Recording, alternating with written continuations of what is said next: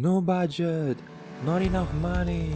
I have to pay for this. I have to buy that. Oh my god, what can I do?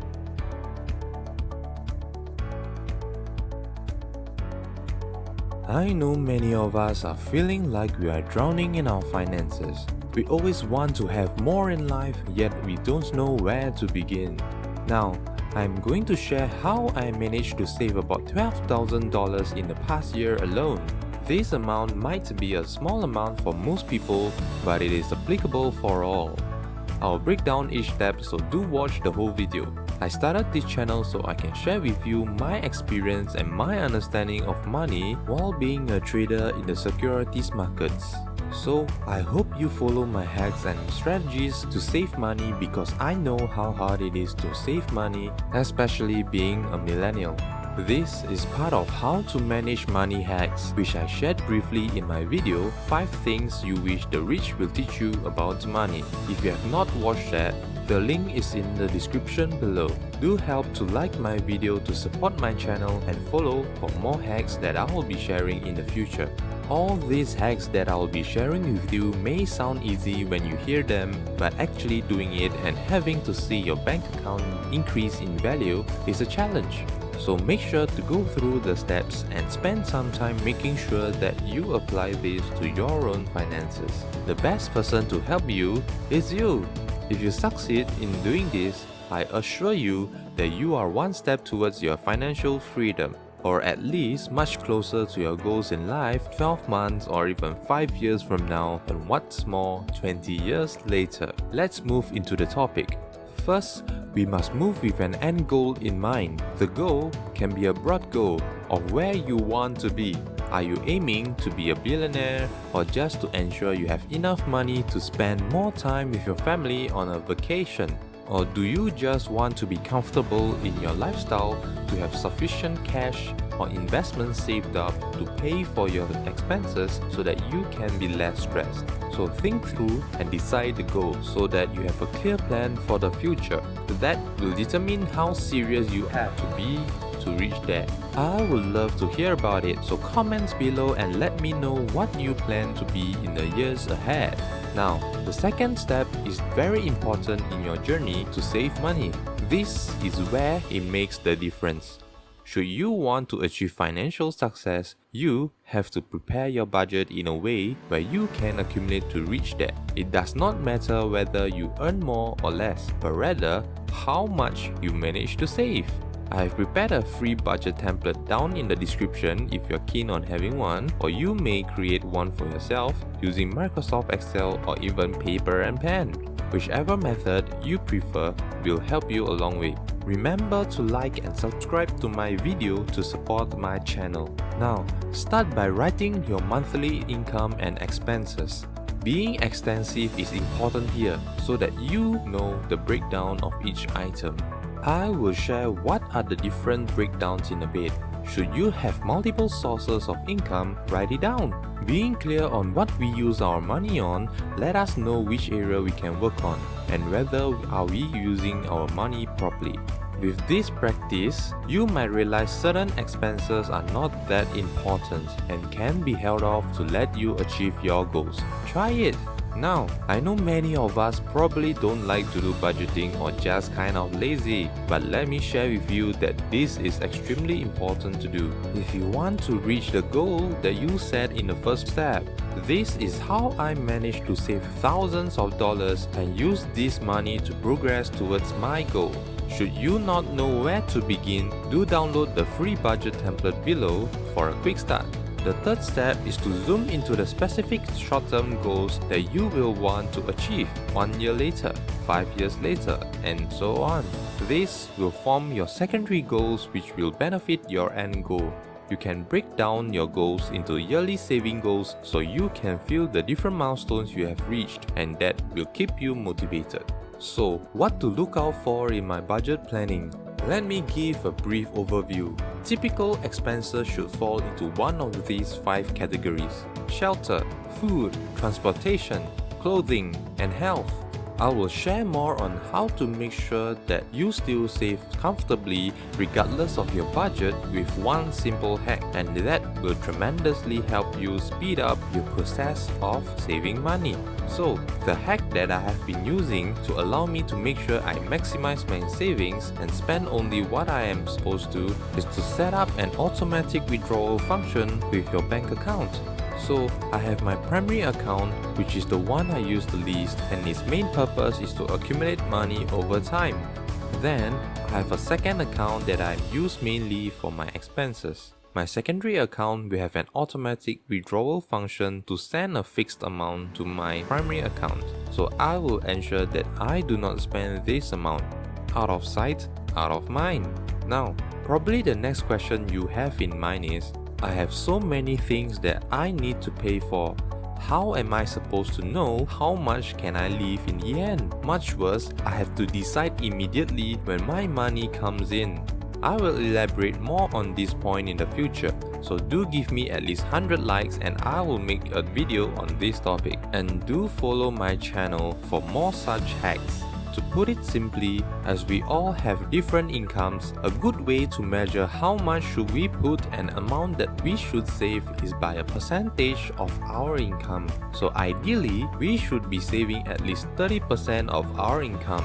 The faster you want to grow, the more you should save, and in turn, you will be able to reach your goal faster. If you are earning $5,000 a month, you should add $1,500 or more to your primary account on the first day that you receive that income. Pay yourself first, give your future a boost at every paycheck. You may adjust the percentage based on your end goal and your own comfort level. I will share further on how to make use of these savings to help me grow even faster in future videos. After saving up 30% of my income, I'm left with 70% of my income that I can use to split among the 5 categories which I have mentioned earlier in this video. This means that I am left with 70% to split between paying off my rent, which usually is the bulk of the expenses, pay for food, my transportation, clothing, and also health expenses. So let us break it down further. Now, I know that I am to keep within this budget. We have to look deeply into each item so that we know what we are spending on and see if we can further reduce anything. Should you be already saving 30% or more, congratulations!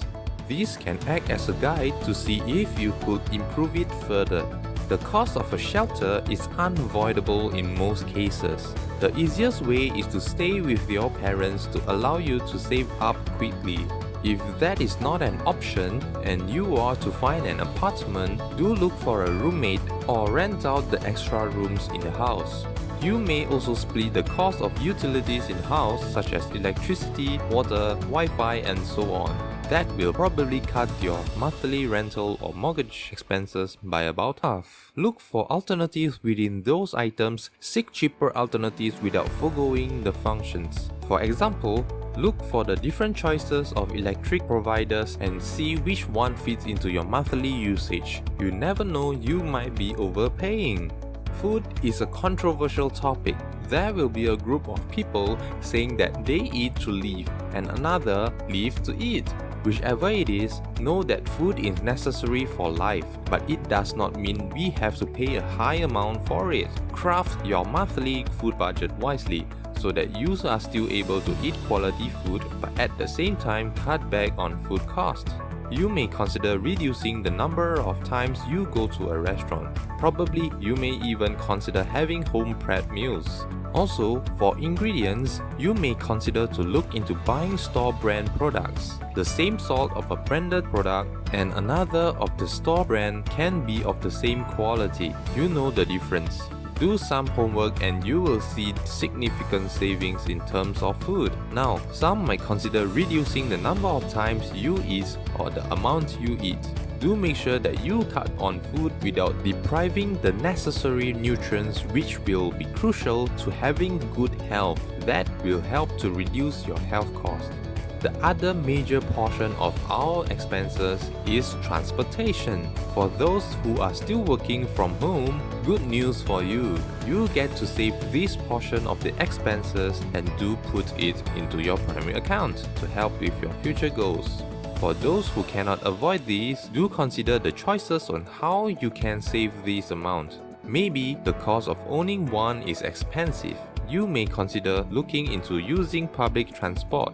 This essentially helps you to save the depreciating value of a car and also the insurance, gas, and maintenance fee that you need to pay regularly. Those who own a vehicle will understand what I mean. If you want more comfort, you may consider getting your private hires. Most of the time, it will be cheaper than having to own a vehicle itself, unless you require to travel often. Should you need to travel often, do look for vehicles that help to save gas or have cheaper maintenance fees in the long run. Doing some research on this topic will definitely help. I will go through the concept of depreciation in future videos. The next item on the list is the cost of clothing. To me, clothing is a category that is easy to keep the cost low. The best way to avoid the constant urge to buy clothes is to get rid of all the advertising channels of clothing brands. These companies have their own teams of marketers that will find ways of catching your attention so that you can spend time on their platform and hopefully buy clothes that you may not need. Remember the many emails sent by these brands to remind you of their 40% off their items or certain coupons that are expiring within a month?